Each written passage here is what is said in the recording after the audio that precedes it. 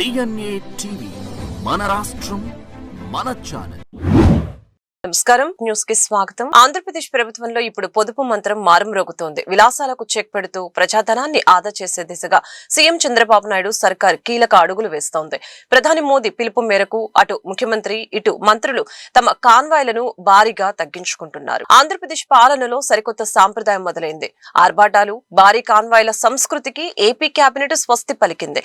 సామాన్యులపై traffic భారం తగ్గించడంతో పాటు ఖర్చును నియంత్రించేందుకు సీఎం చంద్రబాబు నాయుడు తన కాన్వాయ్ ని 11 వాహనాల నుంచి కేవలం 4 వాహనాలకు కుదించారు. భద్రతా సిబ్బంది కోసం విడివిడి వాహనాలు కాకుండా ఒకే బస్సును కేటాయించి అందరికీ ఆదర్శంగా నిలిచారు. ముఖ్యమంత్రి బాటలోని డిప్యూటీ సీఎం పవన్ కళ్యాణ్ కూడా నడుస్తున్నారు. తన కాన్వాయ్ లో వాహనాల సంఖ్యను 50% తగ్గించాలని ఆయన అధికారుల్ని ఆదేశించారు. చమురు సంక్షోభం నేపథ్యంలో పొదుపు చర్యలు పాటించాలని నిర్ణయించుకున్నారు. అటు మంత్రులు నిమ్మల రామానాయుడు, అనిత, పయ్యావుల కేశవ్, నారాయణ వంటి నేతలు సైతం ఎస్కార్ట్ వాహనాలని పక్కన పెట్టి కేవలం ఒక్క వాహనంలోనే ప్రయాణిస్తూ అందరినీ ఆశ్చర్యపరుస్తున్నారు. గతంలో 5 వాహనాలు వాడిన మంత్రి నారాయణ ఇప్పుడు కేవలం 2 వాహనాలతోనే సచివాలయానికి వస్తున్నారు. ప్రభుత్వంలోని ఈ మార్పు ఇప్పుడు తమకు అధికారం అనేది అలంకారం కాదని అదొక బాధ్యత అని ఎంపీ కేశినేని శివనాథ్ చిన్ని, సెంట్రల్ ఎమ్మెల్యే బోండా ఉమామహేశ్వరరావు తెలియజేశారు. నగర అభివృద్ధికి కట్టుబడి పనిచేస్తున్నామని తెలిపారు. గత ప్రభుత్వం కేంద్ర నిధుల్ని దారి మళ్లించడం వల్ల 15వ ఆర్థిక సంఘం నిధులు రావడానికి ఇబ్బందులు ఎదురయ్యేవని, ప్రస్తుతం ఆ పరిస్థితి లేదని స్పష్టం చేశారు. గురువారం అజిత్ సింగ్ నగర్ విఎంసీ వెహికల్ డిపోలో 5 నూతన జేసీబీ వాహనాలని ఎంపీ కేశినేని శివనాథ్ చిన్ని, సెంట్రల్ ఎమ్మెల్యే బోండా ఉమామహేశ్వరరావు ప్రారంభించారు. ఈ సందర్భంగా ఆయన మాట్లాడుతూ కేంద్ర ప్రభుత్వ పథకాలని ఎప్పటికప్పుడు ఫాలో అప్ చేస్తూ నిధులు వచ్చేలా శ్రమిస్తున్నామని అన్నారు. 15వ ఆర్థిక సంఘం నిధులు 22 కోట్లతో 5 జేసీబీ యంత్రాలను కొనుగోలు చేసి పారిశుద్ధ్య పనులకి ఉపయోగిస్తున్నామని అన్నారు. సీఎం చంద్రబాబు నాయుడు పిలుపు మేరకు ప్రతి 3వ శనివారం నియోజకవర్గాల్లో స్వచ్ఛాంధ్ర, స్వచ్ఛ సంరక్షణ కార్యక్రమాలని నిర్వహిస్తున్నట్లు ఈ సందర్భంగా తెలియజేశారు. సెంట్రల్ నియోజకవర్గంలో 15th ఫైనాన్షియల్ కమిషన్ ఆధ్వర్యంలో 5 జేసీబీ విజయవాడ మున్సిపల్ కార్పొరేషన్ రావడం చాలా ఆనందంగా ఉంది. మనం చూసాం గతంలో ఈ ప్రాంతం యొక్క పరిస్థితి ఏ విధంగా ఉండేదో 2014 నుంచి 19 వరకు కూడా చాలా భయంకరమైన పరిస్థితులు ఈ ప్రాంతంలో ఉంది. ఆ సమయంలో గౌరవ శాసనసభ్యులు బొండా ఉమా గారి ఆధ్వర్యంలో గౌరవ ముఖ్యమంత్రి నారా చంద్రబాబు నాయుడు గారికి ఇక్కడకు వచ్చి ఇక్కడ చెత్తను తరలించడమే కాదు, ఈ నియోజకవర్గంలో ఎన్నో సమస్యలకి ఆ 2014-19 బొండా ఉమా గారి నాయకత్వంలో ఎన్నో సమస్యలకు పరిష్కారం చూపించాం. ఇక్కడ రోడ్లు వేయటం కానీ ఈ నియోజకవర్గాన్ని కొంత అందంగా తీర్చిదిద్దడంలో వారి కృషి మనం ఈ నియోజకవర్గంలో మొదటి పేరు కానీ చివరి పేరు వరకు నిలబడేదే బొండా ఉమా గారు. అంత అభివృద్ధి చేశారు ఈ నియోజకవర్గాన్ని. 2024 అధికారంలో వచ్చిన కాడి నుంచి నేను పార్లమెంట్ సభ్యుడిగా ఉన్నా నన్ను నిరంతరం ఈ విధంగా చేయాలని నన్ను ఒక డైరెక్షన్ ఇస్తా, నిధుల విషయంలో ఇవి ఉన్నాయని నన్ను ఒక మేల్కొల్పుతా, ఎక్కడెక్కడైతే ఇబ్బందులు ఆర్ఓబీలు ఆర్యూబీలు ఎక్కడ అవసరం ఉన్నాయి, ఎక్కడైతే డ్రైనేజ్ సమస్య ఉంది, ఇట్లన్నిటిని నన్ను నిరంతరం కూడా వారు ఎడ్యుకేట్ చేయడమే కాకుండా నాకు డైరెక్షన్ ఇచ్చి నన్ను నడిపించారు. ఈ నడిపించే భాగంలో ఈ 1.5 సంవత్సరాల కాలంలో ఎన్నో మేమిద్దరం కలిసి ఇక్కడ ఎన్నో తీసుకురావడం జరిగింది. రేపు రాబోయే కాలంలో మొన్న కూడా గౌరవ ముఖ్యమంత్రి వారి దగ్గర మీటింగ్ లో కూడా విజయవాడకు మరిన్ని నిధులు ఇవ్వాలి సార్ అని వారు కోరటం, ముఖ్యమంత్రి గారు కూడా అంగీకరించడం, అంతేకాకుండా మొత్తం మేమందరం కూడా సెంట్రల్ నియోజకవర్గమే కాదు మొన్న బొండా ఉమా గారి ఆధ్వర్యంలో కృష్ణలంక నుంచి కనంలూరు వరకు కూడా రోడ్డు ఇవ్వాలని నేను అడిగినానే వెంటనే ఉమా గారు కూడా ముఖ్యమంత్రి గారు గట్టిగా చెప్పారు. అది కూడా సింగనగర్ లో 2వ ఫ్లైఓవర్ కావాలని అడిగాం. అది కూడా బొండా ఉమా గారు వెంటనే సింగనగర్ లో 2వ ఫ్లైఓవర్ కావాలనగానే దానికి కూడా డిపిఆర్ రెడీ చేయమని వారు ఆదేశించడం జరిగింది. ఇవాళ రైల్వే ట్రాక్లు కాలువ. నమస్కారం.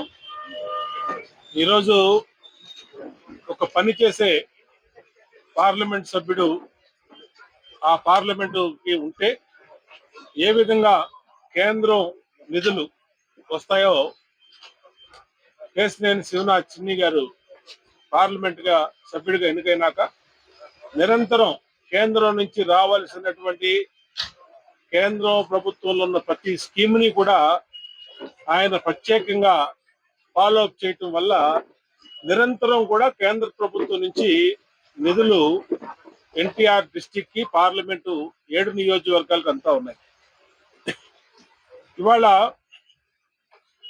ఏదైతే ప్రధానమంత్రి గారు కానీ ముఖ్యమంత్రి చంద్రబాబు నాయుడు గారు కానీ స్వచ్ఛతకి స్వచ్ఛాంధ్ర స్వచ్ఛ సంరక్షణ అని ప్రతి నెల మరి ముఖ్యమంత్రి కూడా అన్ని నియోజకవర్గాలకు వెళ్ళి ఏ విధంగా అయితే ఆయన పాల్గొంటా ఉన్నారో ఇక్కడ పార్లమెంట్ సభ్యుడు 7 నియోజకవర్గాల్లో 1 నియోజకవర్గం, ఎమ్మెల్యేలను మేము ప్రతి 3వ శనివారం 1 నియోజకవర్గంలో పాల్గొని స్వచ్ఛాంధ్ర స్వచ్ఛ సంరక్షణ మీద పూర్తిగా దృష్టి పెట్టాం. ఇది ఇవాళ ఎక్సెల్ ప్లాంట్. ఈ ఎక్సెల్ ప్లాంట్ లో 2014కు ముందు 2,50,000 టన్నుల చెత్త ఉండేది. ఇక్కడ ఇలా కూర్చోడానికి కానీ ఈ ప్రాంతంలో నివసించే దాదాపు 75,000 మంది ప్రజలు ఎప్పుడు కూడా అనారోగ్యంతో, దుర్వాసనతో, పొగతో అల్లాడిపోయేవాడు. 2014లో నేను శాసనసభ్యుడిగా తెలుగుదేశం ప్రభుత్వం అధికారంలోకి వచ్చినాక చంద్రబాబు నాయుడు గారిని ఈ ఎక్సెల్ ప్లాంట్ లోకి తీసుకొచ్చి చెత్త గుట్టలు ఎక్కించి ఆయనకి ప్రత్యక్షంగా ఆయనకి సమస్య ఏంటో చూపిస్తే ఆశ్చర్యపోయాడు ఆయన. నేను ఇన్నాళ్ళు సీఎం గా పనిచేశాను, ఎక్కడా కూడా ఇలాంటి పరిస్థితి చూడలేదని. విజయవాడ నగరాన్ని రాజధాని అమరావతికి దీటుగా అత్యంత సుందరంగా తీర్చిదిద్దటమే కూటమి ప్రభుత్వ లక్ష్యమని విజయవాడ ఎంపీ కేశినేని చిన్ని వెల్లడించారు. గత వైసీపీ ప్రభుత్వ హయాంలో నగర కార్పొరేషన్ అభివృద్ధి కుంటుపడిందని విమర్శించారు. ప్రభుత్వ అభివృద్ధి పనుల్ని చూసి అనేక మంది బీసీ, మైనార్టీ నాయకులు పార్టీలో చేరుతున్నారని స్పష్టం చేశారు. ఎంపీ కార్యాలయం ఎన్టీఆర్ భవన్ లో విజయవాడ పశ్చిమ నియోజకవర్గం నుంచి 100 మంది వైసీపీ నాయకులు, కార్యకర్తలు ఎంపీ సమక్షంలో టీడీపీలో చేరారు. ఈ కార్యక్రమంలో ఎంపీ కేశినేని చిన్ని, మాజీ MLC Budda Venkanna, Dudekula corporation chairman Nakula Meera, Fatahulla తదితరులు పాల్గొన్నారు. ప్రభుత్వ స్థలాల్లో 150 గజాలలోపు నివసిస్తున్న వారికి పట్టాలు పంపిణీ చేయాలని ముఖ్యమంత్రి నారా చంద్రబాబు నాయుడు కలెక్టర్ ని ఆదేశించినట్లు తెలిపారు.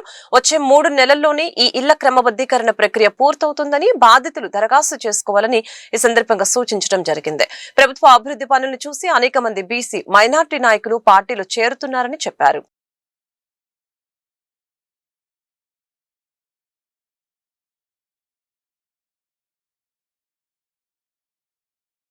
ఇవాళ విజయవాడ నగరం, ముఖ్యంగా పశ్చిమ నియోజకవర్గంలో తెలుగుదేశం పార్టీ గతం కంటే భిన్నంగా అందరం కూడా కలిసికట్టుగా పార్టీ బలోపేతాన్ని గట్టిగా కృషి చేస్తున్నాం. దానిలో భాగంగా చూస్తే ఏ నియోజకవర్గం లేని విధంగా పశ్చిమ నియోజకవర్గంలో సంస్థాగతంగా తెలుగుదేశం పార్టీ చాలా గట్టి పార్టీగా ఇవాళ నిలబడింది. అన్నిటికన్నా ముఖ్యంగా పెద్ద పెద్ద నాయకులు ఉన్న ఈ నియోజకవర్గంలో అందరం కూడా కలిసికట్టుగా గ్రూపులకి ఇది లేకుండా తీసుకెళ్తున్నాం. ఇక విజయవాడ నగరం ఇవాళ కార్పొరేషన్, విజయవాడ నగరం మున్సిపల్ కార్పొరేషన్ మొన్నటిదాకా వైసీపీ నాయకత్వంలో ఉండేది. ఒక్క రాయి కూడా ఈ కార్పొరేషన్కి వేయలేని పరిస్థితి ఇవాళ వైసీపీది. మేము అధికారంలోకి వచ్చినాక నగరం కార్పొరేషన్ అభివృద్ధికి ఎన్నో కృషి చేశాం. దానిలో భాగంగా మొన్న కూడా గౌరవ ముఖ్యమంత్రి నారా చంద్రబాబు నాయుడు గారి సమక్షంలో చాలా కోరికలు ఇవాళ విజయవాడ నగరం మీద కోరాం. దాంట్లో ముఖ్యంగా కొండ ప్రాంత వాసులకి జీవో నంబర్ 30 ద్వారా ప్రభుత్వ స్థలాల్లో 150 గజాలు స్థలం ఉన్న ఎవరికైనా సుమారు 45,000 నుంచి 50 కుటుంబాలకి పట్టా పంపిణీ కార్యక్రమం గౌరవ కలెక్టర్ గారికి ముఖ్యమంత్రి గారు ఇమ్మీడియట్ గా చేయమని ఆదేశించారు. దానిలో భాగంగా ఇవాళ పశ్చిమ నియోజకవర్గంలో పార్టీకి అగ్రనాయకత్వం ఉంది.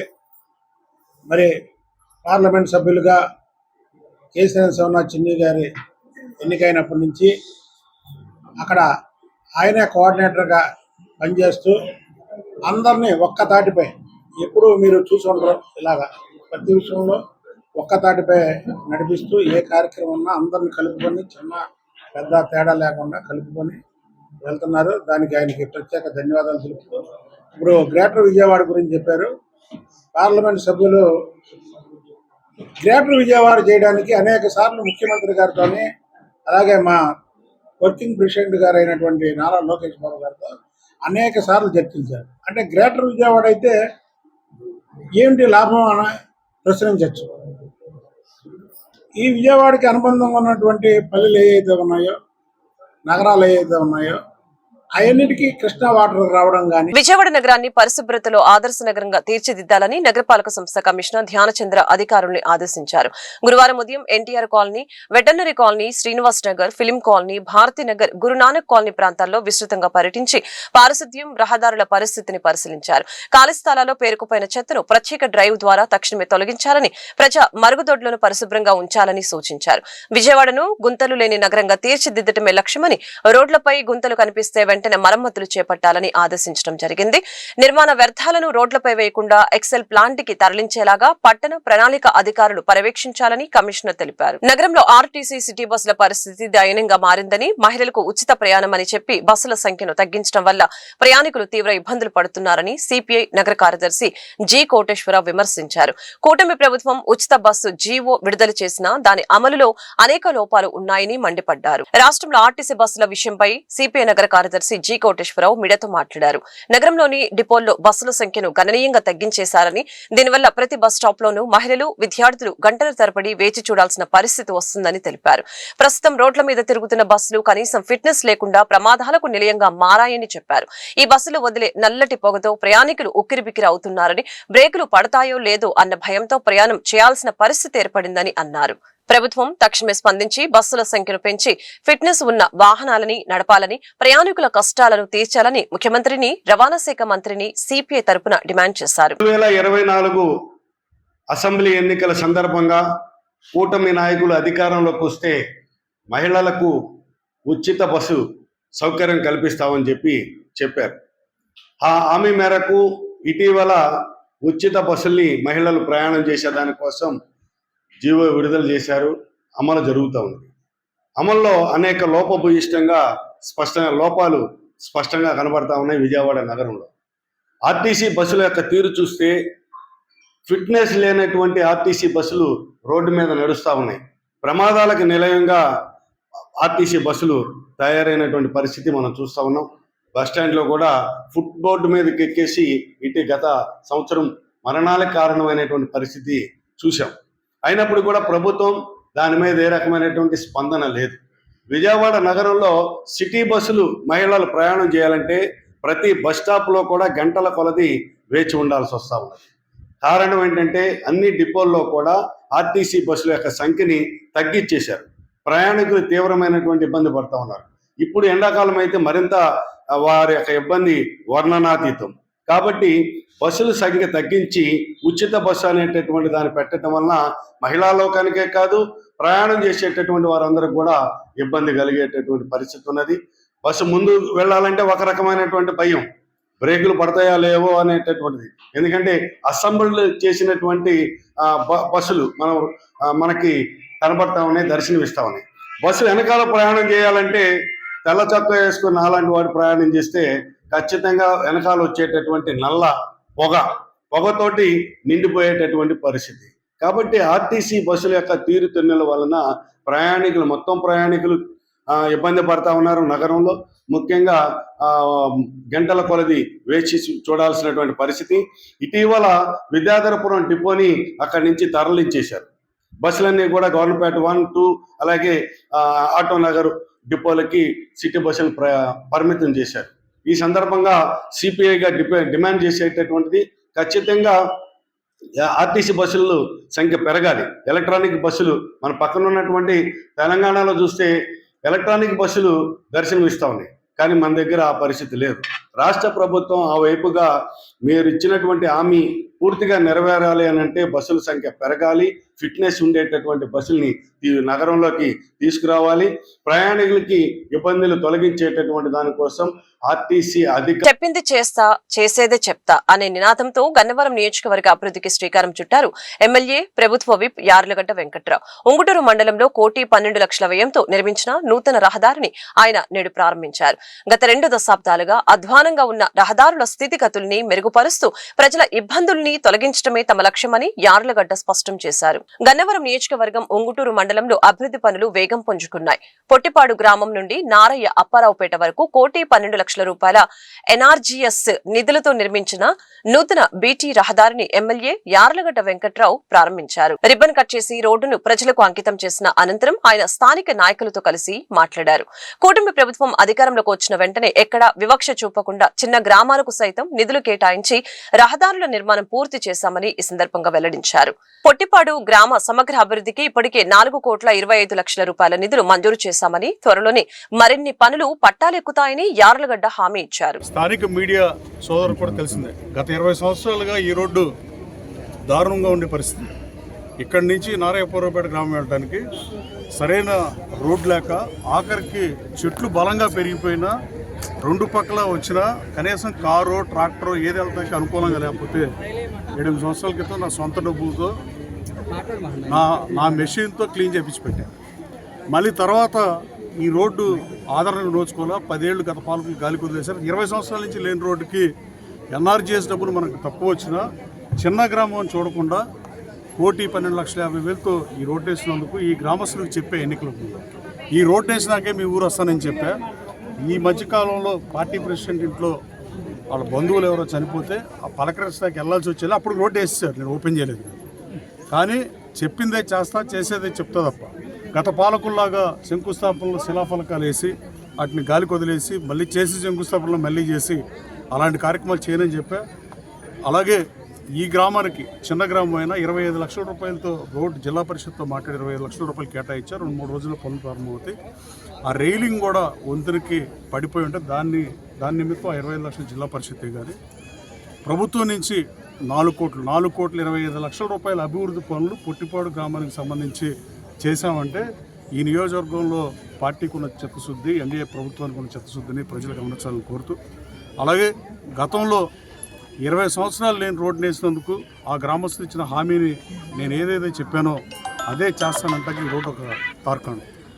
ఈరోజు ఈ రోడ్డు ఓపెనింగ్ పెట్టి ఈ గ్రామంలో పెళ్లి కార్యక్రమం ఉంది, అందుకని ఈరోజే పెడదామని గ్రామస్తుల కోరిక మేరకు వాళ్ళు ఓపెన్ చేయడం జరిగింది.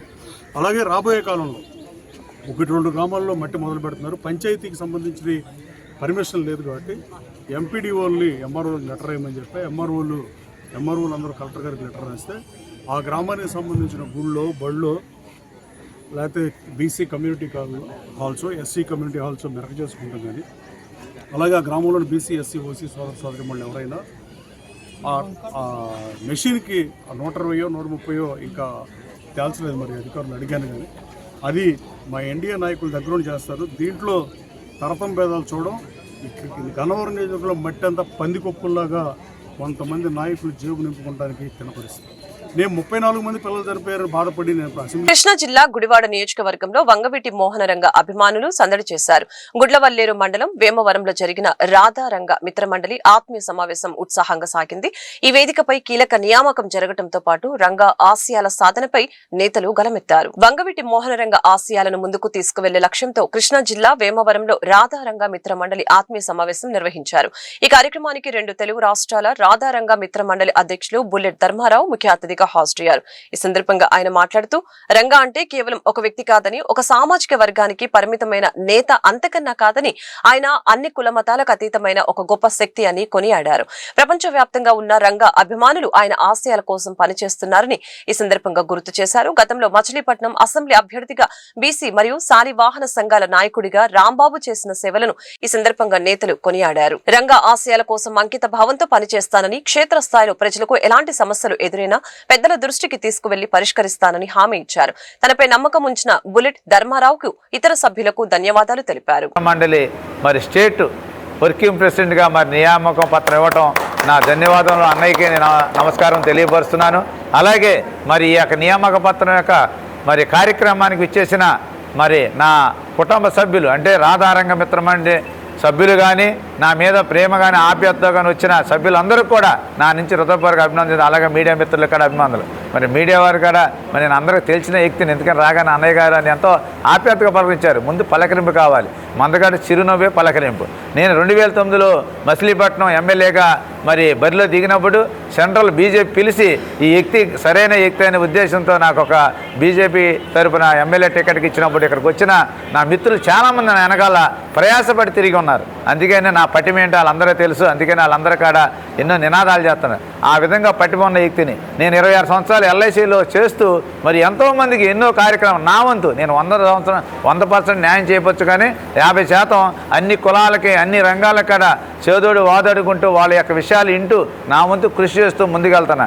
ఆ గుర్తింపుని గుర్తించి ఇవాళ మన బుల్లెట్ ధర్మారావు అన్నగారు నాకు మంచి ఒక పదవి ఇచ్చారు. కానీ పదవి తీసుకోవటం అది కష్టమైన దాన్ని ఇష్టంగా మలుచుకుని ముందుకెళ్ళాలని ఆకాంక్షతో నేను రాధారంగ మిత్ర మండలి యొక్క రాష్ట్ర వర్కింగ్ ప్రెసిడెంట్గా తీసుకోవాలనే కోరికతో వారు ఇవ్వటం, దాన్ని ఒమ్ము చేయకుండా అన్నీ అన్నయ్య అన్నట్టు గ్రౌండ్ వర్క్ నుంచి ఏంటి గ్రామం నుంచి ఇవాళ స్టేట్ వరకు కూడా అన్ని కమిటీలు వేసి రాధారంగ మిత్ర మండలి ఇవాళ నేషనల్ వైజ్గా అందరికీ తెలిసే విధంగా చేయాలనే ఆలోచనతో మరి ముందుకు రావడం జరుగుతుంది. మరి నాకు శుభాకాంక్షలు చెబుతాక అలాగే నేను ఎల్ఐసీలు చేయడం వల్ల మరి ఎల్ఐసి మరి స్టాఫ్ మెంబర్స్ అయినా మరి ఆయన యూనియన్ లీడరు కిషోర్ గారు కానీ అలాగే డివిజన్ లీడర్ మన వాస్ అన్నయ్య అలాగే వారి కొలీగ్స్ రావటం, అలాగే నా మీద అభిమానంతో మరి రాధారంగ మిత్ర మండలి కానీ మరి అలాగే పవన్ కళ్యాణ్ యొక్క అభిమానులు కానీ అలాగే కూటమి అభిమానులు కానీ అందరూ వచ్చి మరి ఈ కార్యక్రమం జయప్రదం చేసినందుకు నేను నా నుంచి హృదయపూర్వక అభినందన తెలియపరుస్తూ మరి రాబోయే కాలంలో అందరూ ఇక్కడ అందుబాటులో ఉండి మనకున్న సమస్యల్ని నేను ప్రభుత్వం దృష్టికి తీసుకెళ్ళి మన కూటమి సభ్యులతో పాటు కూటమి యొక్క ఎమ్మెల్యేలతో పాటు కలిసి మన రాధారంగ మిత్ర మండలిలో ఉన్న సభ్యులందరూ ఎలాంటి చిన్న ఒడిదుడుకాలు ఇబ్బందులు కానీ వచ్చినట్లు దాన్ని పరిశీలించే విధిగా మరి బుల్లెట్ ధర్మాగారు అన్నయ్య ఆధ్వర్యంలో వారి యొక్క విధి విధానంలో వారి యొక్క పరిశీలనలో చేసి ముందుకు తీసుకెళ్తానని ఈ మీడియా ముందు మీ అందరికీ తెలియపరుస్తూ మరి నా కోసం మరి దూర ప్రాంతం నుంచి వచ్చిన వాళ్ళు ఉన్నారు పాపం. మేము వెళ్ళి అందరికీ చెప్పగానే అన్నయ్య ఫోన్ చేస్తున్నాను కారులో ఉండగా, నేను పలానా ఎల్ఐసి రాంబాబుకి ఇస్తున్నానంటే అబ్బా నీకు ఎక్కడ దొరికాడా అని అన్నారు. అంత పటిమ శక్తి వ్యక్తి ఓర్పు సహనం ఉన్న వ్యక్తిని నేను అందరికీ పరిచయమే, కత్తి మర్చిపోయి ఉండొచ్చు. కానీ ఇవాళ నా కోసం కొందరు మరి వడ్లమాన మహిళలు కాడ వచ్చారు. చూసారంటే బుడమేరు వరద ముంపు నుంచి విజయవాడ నగరాన్ని శాశ్వతంగా రక్షించేందుకు రాష్ట్ర ప్రభుత్వం ప్రకటించిన ఆపరేషన్ బుడమేరును యుద్ధ ప్రాతిపదికన అమలు చేయాలని సిపిఐ ఎన్టీఆర్ జిల్లా కార్యదర్శి దోనేపూడి శంకర్ డిమాండ్ చేశారు. శాంతినగర్ వద్ద గండిని పూడ్చేందుకు 35 కోట్లు మంజూరు చేసినప్పటికీ కేవలం 365 మీటర్ల రక్షణ గోడను మాత్రమే నిర్మించి పనులు మధ్యలోనే నిలిపివేయడం ప్రభుత్వ నిర్లక్ష్యానికి నిదర్శనమని శంకర్ మండిపడ్డారు. ఎప్పుడు అమలు చేస్తారు? రానున్న వర్షాకాలము వర్షాలు వాతావరణ శాఖ చెబుతుంది తగ్గుముఖంగా ఉంటాయని చెప్తుంది, ఒకసారి భారీ స్థాయిలో ఉంటాయని చెప్తా ఉన్నది. 2024 ఆగస్టు 31వ తేదీన విజయవాడ నగరం తీవ్రమైనటువంటి వరద తాకిడికి గురై 16 డివిజన్లు ప్రజలు వరద బాధిత ప్రాంతాల ప్రజలు ఇబ్బందులకు గురవటం జరిగింది. కాబట్టి ఇప్పటికీ ప్రభుత్వం ఏమైనా స్పందించిందా అంటే శూన్యం. 35 కోట్ల రూపాయలు ఇబ్రహీంపట్నం శాంతినగర్ వద్ద పడిన గండికి 500 మీటర్ల రక్షణ వాళ్ళు కట్టిస్తానని చెప్పి 365 మీటర్లు మాత్రమే కట్టి వదిలేశారు. విజయవాడ ఎగువ భాగం, విజయవాడ నగరం, Enikepadu under tunnel channel, Eluru, Uppuluru గల్లు పడినటువంటి ఒక్క గండిని కూడా కొల్లేరు, ఉప్పుగుండూరు గుండా సముద్రంలో కలిసేంత వరకు ఉన్న 128 కిలోమీటర్ల ప్రవాహ తీరాన్ని ఆ వేగాన్ని కంట్రోల్ చేయటం కానీ, పూడికలు తీయటం కానీ, గల్లు పూడ్చటం కానీ చేయనటువంటి పరిస్థితుల్లో ఈ ప్రభుత్వం ఉన్నది. ఆపరేషన్ బుడమేరు అమలు చేస్తామని చెప్పి స్వయంగా రాష్ట్ర ముఖ్యమంత్రి ప్రకటించారు. ఎక్కడున్నది ఆచరణ? ఆనాటి కలెక్టర్ శ్రీమతి సుజన సర్వే నంబర్లు సహా రిపోర్ట్ చేసి 382 ఎకరాలు బుడమేరు పరివాహక ప్రాంతం ఆక్రమితంగా ఉన్నది, కబ్జా కోరల్లో ఉన్నది. దానిలో 82 ఎకరాలు విజయవాడ నగరంలోనే ఉన్నది, న్యూరాజశ్రీపేట ఇతర ప్రాంతాల్లో రామకృష్ణాపురం, సింగనగర్ ఇదంతా అని చెప్పి పట్టే సర్వే నంబర్లు సహా మెన్షన్ చేశారు. కానీ ఈనాటి వరకు కూడా దానిపైన ఎటువంటి చర్య లేదు, గండ్లు పొరచటం లేదు, పూడికలు తీయటం లేదు. 2024 2 సంవత్సరాల కాలం దాటిపోతుంది. కాబట్టి ఇప్పటికైనా ప్రభుత్వం స్పందించి కనీసం ప్రాథమిక దశగా 1000 కోట్ల రూపాయలు ఆపరేషన్ బుడమేరుకు కేటాయించి త్వరితగతిన బుడమేరు ప్రవాహ వేగాన్ని స్థిరీకరించడానికి, క్రమబద్ధీకరించడానికి ఆపరేషన్ బుడమేరు అమలుకు తక్షణమే చర్యలు తీసుకోవాలని చెప్పి ఈ వార్తలు ఇంతటితో సమాప్తం. మరొక బులెటిన్ మళ్ళీ కలుద్దాం. నమస్కారం.